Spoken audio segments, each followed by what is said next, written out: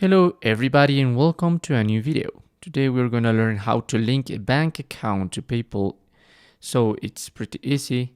Obviously you must to log in into your PayPal account, and then in your dashboard in the right panel you're going to find your banks and cards.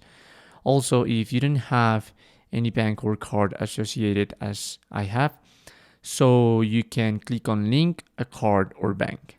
So here we're gonna get these two options.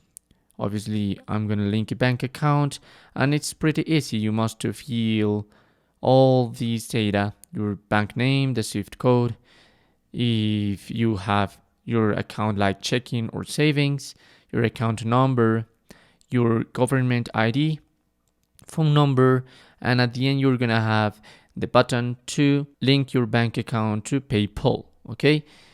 Obviously, if you want to link a card, is almost the same. You must to write your debit or credit card number, select the card type, Visa, MasterCard, or so on, the expiration date, security code, and link card.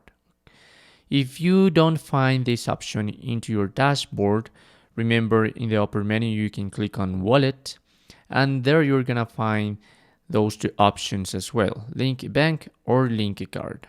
So that's how you can link a bank account to PayPal.